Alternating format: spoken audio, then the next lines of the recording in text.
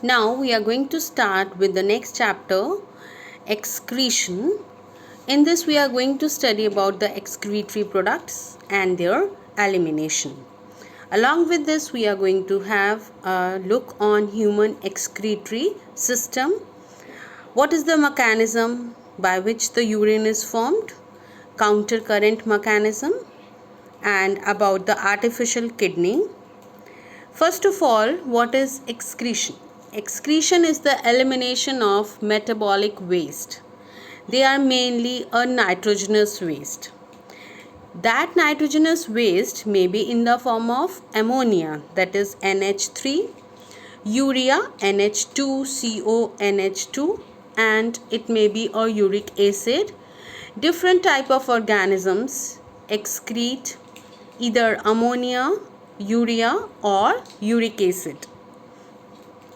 Now, according to the type of the excretion, whether they are excreting ammonia, urea or uric acid, we categorize the type of excretion into ammonotelism, ureotelism and uricotelism. Fish is an example of ammonotelism. Frog is an example of ureotelism. Even human beings also are an example of ureotelism. And birds, aves, are an example of uricotelism. Along with the birds, reptiles are also the examples. Now, first of all, what is ammonotelism? I have already told you NH3. The process of excretion of ammonia is called as a ammonotelism. These are basically the aquatic animals, aquatic invertebrates, aquatic insects, bony fishes, aquatic amphibians. Ammonia is highly toxic, so excretion needs excess of water for its removal. Ammonia is readily soluble in water, so it is excreted out from the body by the body surface or by the gill surface, basically in the fishes, as a ammonium ion.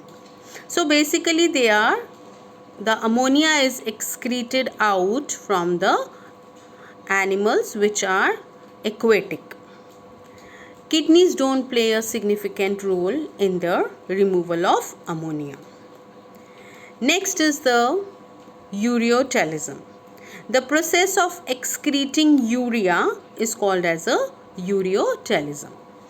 The examples are cartilaginous fishes, terrestrial and semi-aquatic amphibians like frogs, toads, aquatic and semi-aquatic and reptiles, alligators, turtles, mammals.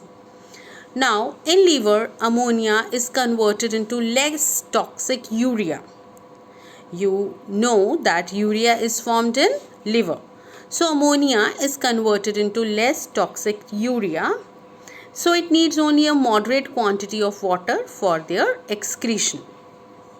Some amount of urea may be retained in the kidney matrix of some animals so as to maintain the osmolarity. So, what is excreted out in urine by the kidney is the urea, and urea is formed in the liver. These are the two important questions which you must know about the ureotelic animals. Next is the uricotelism. Uricotelism is the excretion of uric acid. Uric acid being less toxic nitrogenous waste. It is a less toxic nitrogenous waste, so it can be removed with the minimum loss of water from the animal body. Also, it is insoluble in water, so water is not required for their excretion. Example is insects, some land crustaceans, land snails, terrestrial reptiles and birds. This uricotelism, that is a uric acid, is excreted in the form of a pellet or a paste, that is a semi-solid form. As it does not require much amount of water, so it is excreted out in the form of a pellet or a paste. Normally the animals which live in desert also exhibit uricotalism.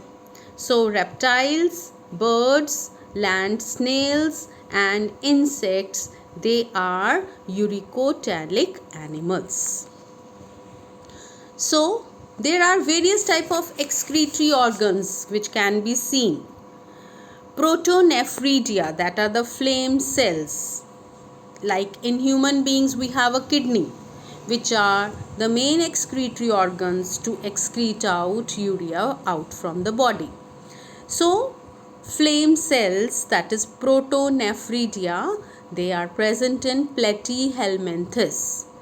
Okay, nephridia, annelids, earthworm, Malpighian tubules, insects, cockroach, green glands or antennal glands, they are in the crustaceans or prawn. Platyhelminthes example is planaria, tapeworm, Fasciola hepatica. So they have a flame cells as an organ for the excretion.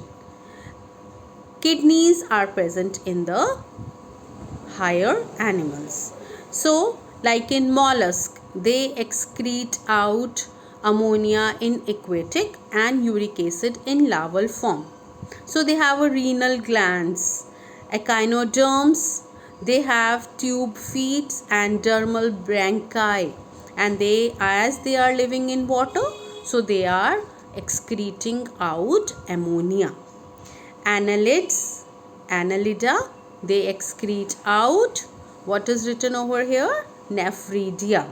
Okay, so these are the various excretory organs, and they are excreting out nitrogenous waste in the form of ammonia, urea or uric acids.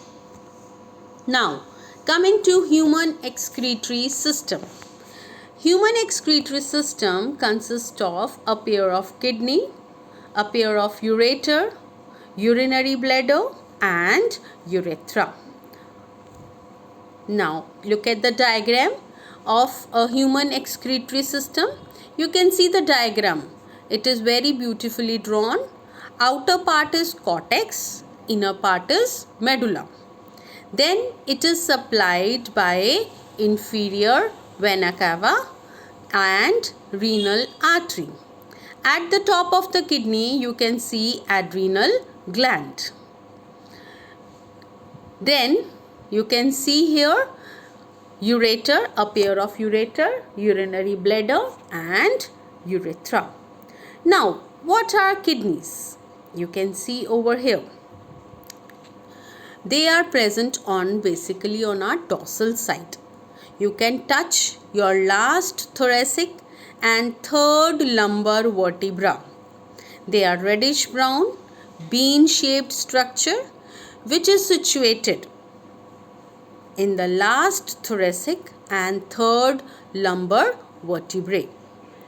They are close to the dorsal inner wall of the abdominal cavity.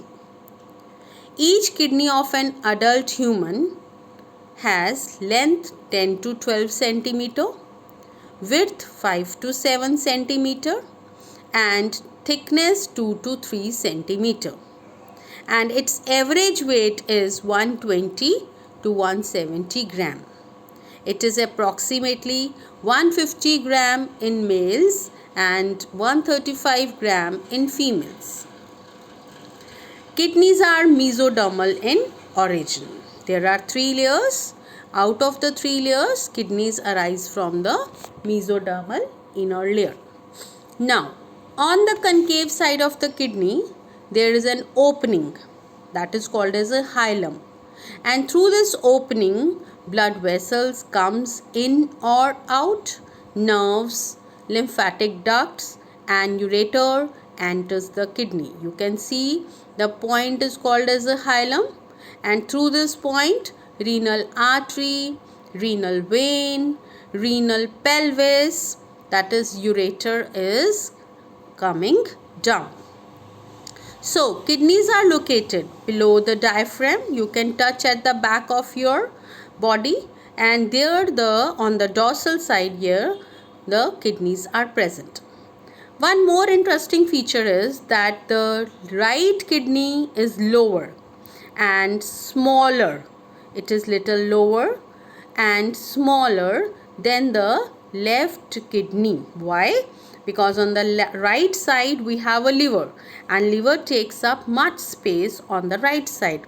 That is why the right kidney is little lower as if we compare to the left kidney. Now coming to the structure of kidney. I have already explained you about the hilum. Now structure of kidney. It can be studied well under two heads, external as well as internal structure. The outer surface of each kidney is convex. You can see the outer part is convex and inner part is concave, through which a notch on the inner concave surface has a notch which is called as hilum. So hilum, the supply of blood occurs through the hilum, renal artery, renal vein, ureter and nerve supplies occurs through the hilum. It is covered by a adipose layer and a fibrous layer. So these coverings protects the kidney from external shocks and injuries. So this is all about the external structure. Now we are going to look at the internal structure. In internal structure, I have already told you that the outer is the cortex and inner is the medulla. Inside the kidney, the ureter is expanded. You can see over here, ureter is expanded as a funnel shaped cavity which is called as a pelvis, or it is written, what is written over here? Renal pelvis.